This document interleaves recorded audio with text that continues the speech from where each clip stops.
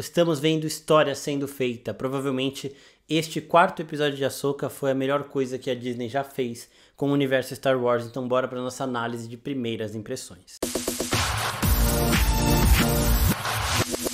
E aí, seus geeks, tudo certo? Eu sou o Marcos Veloso e vamos falar de O Jedi Caído, o quarto episódio da série de Ahsoka aqui, que é o melhor episódio de todas as séries live actions que a Disney já fez com Star Wars, sem dúvida nenhuma. Eu não posso dizer que é o melhor de todos, porque a Disney fez aquela última temporada de Clone Wars que tem momentos fantásticos, mas então eu não posso dar certeza agora, porque eu tô num hype absurdo, né? Tenho que ver mais vezes com mais calma, mas nesse momento que eu tô sentindo agora, eu não senti vendo nenhum episódio de nenhuma produção que a Disney fez do universo Star Wars. Então, antes de eu começar a falar sobre isso, eu tenho que avisar vocês que tem spoilers aqui deste quarto episódio. Então, se você ainda não assistiu, vai lá pro Disney Plus, assiste, depois volta pra cá. Sempre bom lembrar que os episódios agora estão chegando às terças-feiras, 10 horas da noite. Então, 10 da noite da terça já dá pra você ver lá no Disney Plus. Bom, primeiro de tudo, o episódio começa com esse nome, né? Um nome já bem forte, The Fallen Jedi, né? O Jedi caído. Então esse nome já indica que teríamos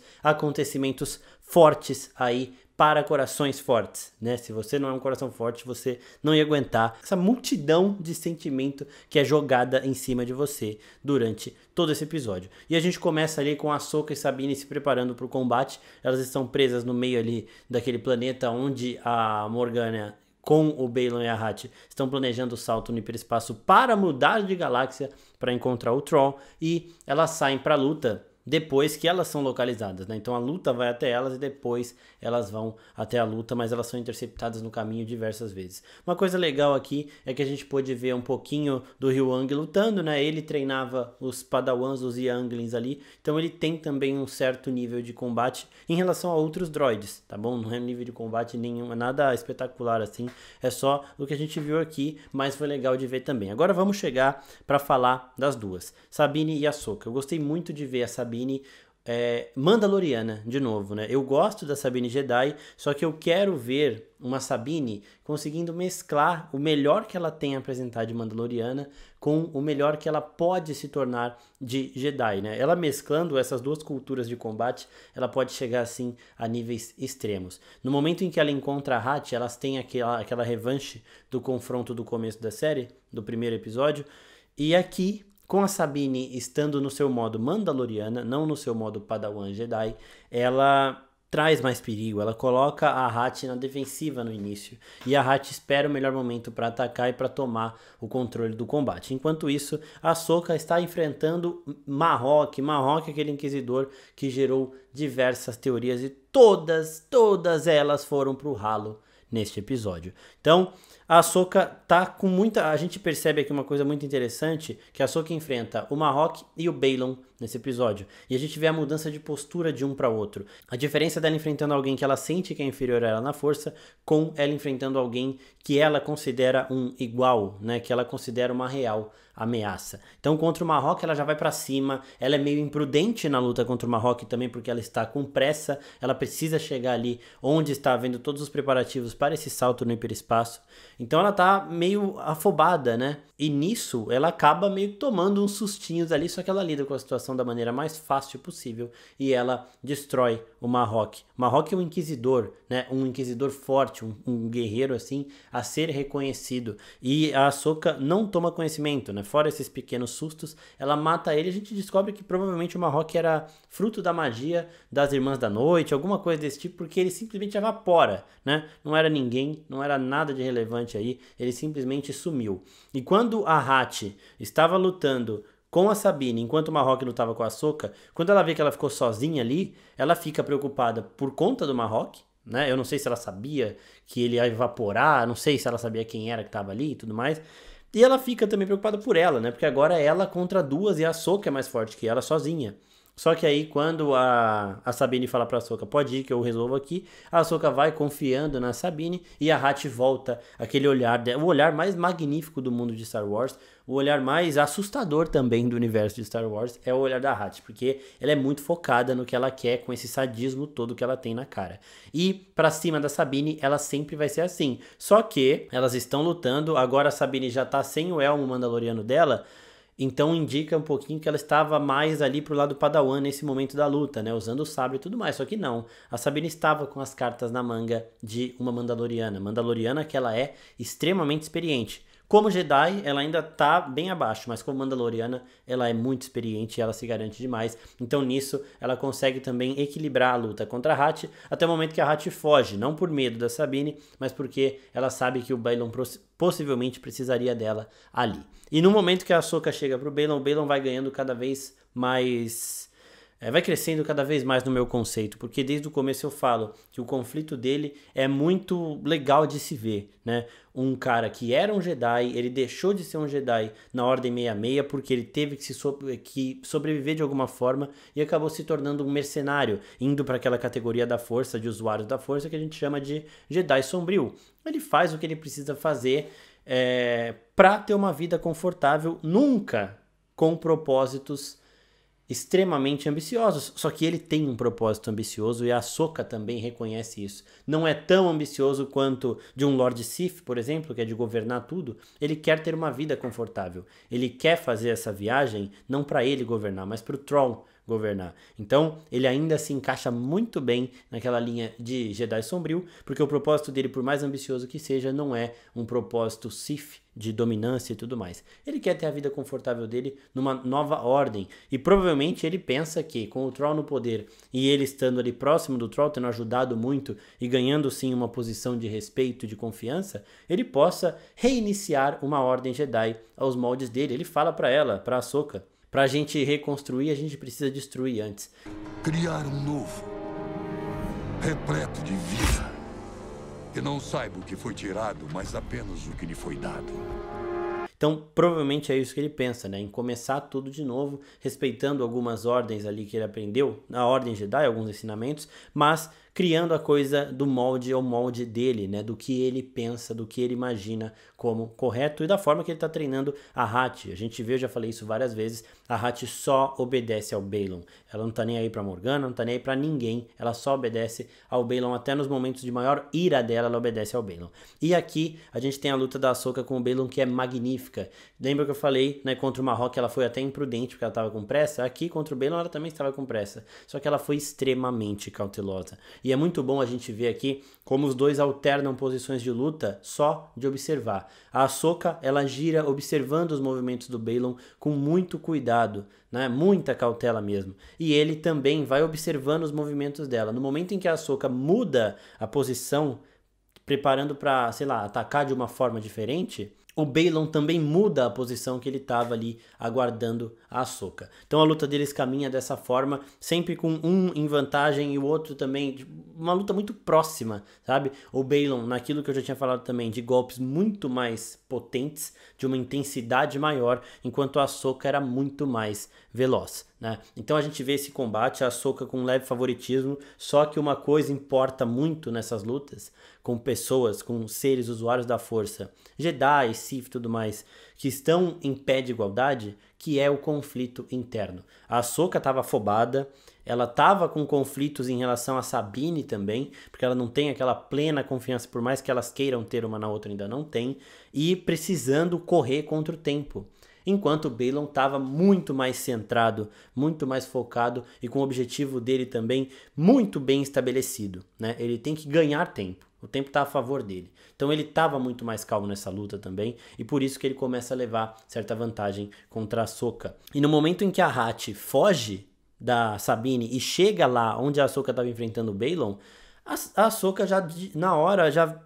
Putz, a Sabine morreu. E ela vai com raiva, algo que um Jedi não tem, só que a gente tem que lembrar que a Ahsoka ela não é um Jedi de fato, né? Ela abandonou a Ordem Jedi. Ela faz as coisas da própria maneira, da própria forma. Por mais que chamem ela de Jedi, ela não é especificamente um Jedi, né? Então, na hora que ela usa raiva contra a Hat, que ela joga a Hat contra uma pedra, ela está completamente furiosa. Ela mataria, talvez, se ela tivesse ali chances e condições, mataria sim a Hat. E tanto que na luta dela contra o Baylon, ela tem essa discussão com ele, né? Ele fala, você, assim como seu mestre, só sabem destruir, né? Só conhecem a destruição e a morte. Ele tenta mexer com a cabeça dela de diversas formas, né? Ele fala no começo, já antes deles se enfrentarem, ele fala, Anakin falou muito de você. E ela, Anakin nunca falou de você, e aí ele vai, né? Tipo, Todo mundo na Ordem conhecia o Anakin. Então sim, o Anakin era famoso. E a Padawan dele também seria conhecida. Então é muito bom a forma como o Baylan vai manipulando a Ahsoka, vai deixando ela cada vez mais longe da zona de conforto dela, para que ela tenha mais conflitos durante a luta, para que ele possa equilibrar as coisas, sabendo que possivelmente por ter sido uma Padawan do Anakin, a Ahsoka é superior a ele em condições ideais, em condições iguais. E essa luta caminha, e depois que a Sabine volta, a Ahsoka, ela tinha tirado o mapa ali de uma forma também imprudente, né? O próprio Baylan fala, isso foi imprudente, porque a mão dela queimou e ela ficou ainda mais fraca, ela conseguia lutar só com uma mão, não conseguia nem usar tanta força assim com a mão dela que ficou queimada ali, que fritou quando ela tira o mapa.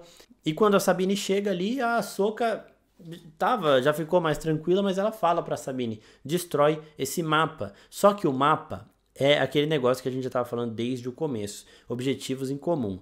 A Sabine destruindo o mapa impediria sim o retorno do Troll para sempre, acabou, não tem herdeiro do Império, não tem nada disso, acabou de vez. Só que também acabaria o Ezra Bridger, ela nunca mais viria o Ezra, que ela considera um irmão e, como o próprio Baylan disse, a única família que ela tem. Então a Sabine fica nesse conflito, um conflito que a gente já sabia que ela teria, e vendo tudo isso, sentindo toda essa necessidade e ainda ferida, a Ahsoka acaba sendo derrubada pelo Baylan. É a Jedi caída. Ahsoka é o nome do episódio, né? Pelo menos nesse momento aqui, porque daqui a pouco a gente tem uma outra possibilidade para isso também.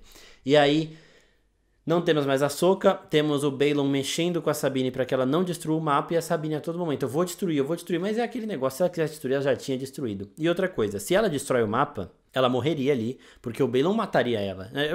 Ele é uma pessoa muito nobre, assim, ele tem o objetivo dele e, aparentemente, ele seguiria mais a Ordem Jedi, os ensinamentos Jedi, no sentido de não matar por vingança, né? Todo momento ele fala que lutar contra a Ahsoka seria triste, ele fala um outro momento alguma coisa pra Morgana nesse episódio, ela fala isso é medo, ele fala não, é experiência. Então ele tá sempre muito centrado ali, eu não tenho certeza absoluta se ele mataria a Sabine se ela destrói o mapa, porque assim, seria por vingança. E ele, aparentemente, mesmo com os objetivos dele ali, ele segue muito bem alguns ensinamentos aí da Ordem Jedi. Mas provavelmente a Hatch sim mataria a Sabine depois disso e ele não faria nada pra impedir, né? Então, se a Sabine destrói ali, ela provavelmente morreria. E a Sabine, sendo uma Padawan da Ahsoka, que foi uma Padawan do Anakin, jamais colocaria a missão à frente, né? E a Ahsoka também jamais ia querer que a Sabine colocasse a missão à frente da própria vida.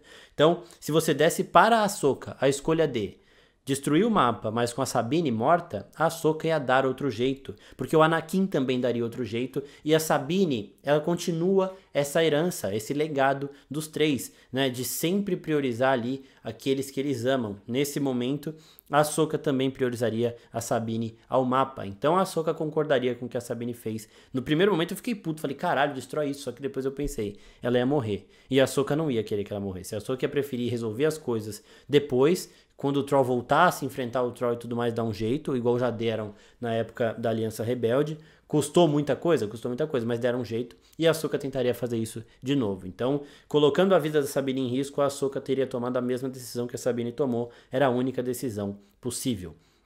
Nesse momento, eles, Baylan, Hatch, Sabine e a Morgana se juntam e eles vão saltar no hiperespaço. Eles conseguem o salto e conseguem ir para a galáxia que o Troll e o Ezra estão. Nesse momento a cena deles acaba. A Hera até tentou atrapalhar o salto, mas a Morgana não cagou para ela e isso colocou a Hera ali muito em risco. A Hera estava chegando, né, um pouco atrasada, mas chegou ali com reforços. Não adiantou muita coisa. Uma coisinha legal aqui da Hera, a gente vai falar mais da Hera nesse episódio aqui no podcast, porque realmente aconteceu muita outra coisa. Mas uma coisa legal da Hera aqui é com o Jacen. O Jacen tem um pressentimento, né? Pode ser um medo ali genuíno de uma criança, mas pode ser também algo mais conectado à força, a como ele está sentindo as ondulações de tudo, porque ele é filho de um Jedi e ele também deve ter essa facilidade, essa sensibilidade.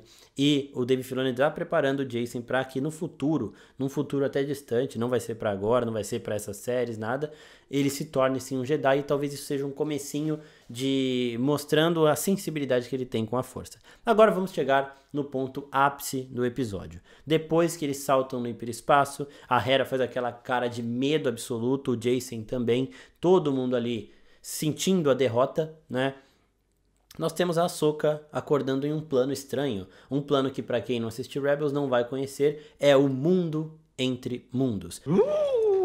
O que é o mundo entre mundos? O mundo entre mundos, ele é um plano muito conectado à força. Então, somente pessoas que têm uma forte conexão com a força conseguem acessar esse tempo, esse período. É um período que é fora do tempo e do espaço. E é por isso que ele permite esse tipo de encontro da Ahsoka com o Anakin. O mundo entre mundos é uma dimensão intimamente ligada à força. É uma coleção de caminhos e portas que existe fora do tempo e do espaço. No mundo entre mundos, um Ezra muito mais velho conseguiu salvar uma Ahsoka do passado, quando ela enfrentava o Darth Vader. Então, eu falei um pouquinho sobre isso no vídeo de resumo de Rebels para Ahsoka, mas depois eu posso fazer um vídeo mais explicando detalhadamente o mundo entre mundos durante o nosso Wookiee Talk, o podcast semanal de Ahsoka que a gente está fazendo. Vai ter também mais discussão, mas basicamente é isso, que permite esse tipo de encontro. Agora, vamos focar no acontecimento aqui. Anakin Skywalker de Hayden Christensen. Oh my God! Okay, it's happening.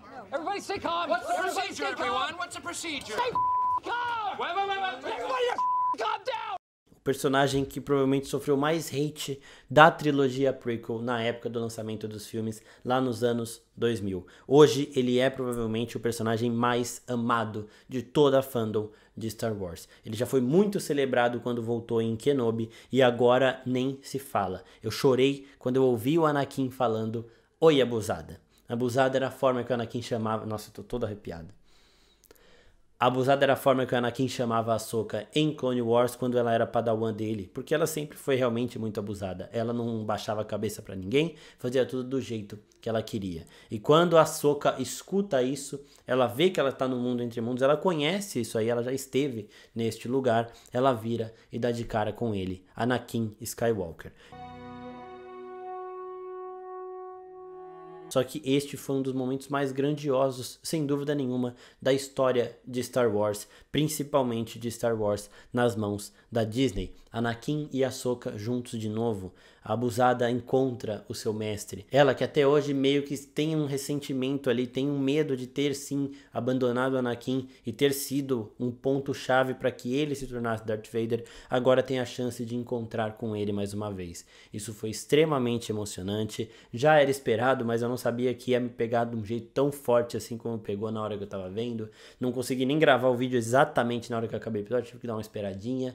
Mas assim, muito obrigado, Dave Filoni, porque você tá fazendo um negócio fantástico e nós estamos vivendo um momento fantástico do universo de Star Wars. Eu já tava no começo dessa semana extremamente impactado com One Piece, e aí vem a Ahsoka e me entrega esse que é o episódio mais fantástico que eu já vi na história do Disney Plus, até me arrisco a dizer, somando Marvel e Star Wars. Vocês sabem que a minha relação com a Marvel é muito mais forte do que com Star Wars. Só que eu não lembro de nada que me pegou dessa forma, como esse episódio, como essa cena final me pegou, como o abusada do Anakin me pegou, sabe? Eu vejo dublado justamente por conta dessa nostalgia, com as vozes serem as mesmas vozes de Clone Wars e de Rebels, e este momento foi o ápice e compensou tudo. Espero que vocês tenham gostado desse vídeo, se inscrevam no canal, perguntem aqui se sobrou alguma dúvida, que a gente responde em outros vídeos e também no podcast. Falando em pergunta, lá no nosso Insta tem uma caixinha de perguntas para vocês mandarem as suas dúvidas sobre este episódio de Ahsoka. Todas essas dúvidas serão respondidas no Wookiee Talk desta semana, nosso podcast semanal do universo Star Wars. É isso, pessoal, muito obrigado e até a próxima. Tchau, tchau.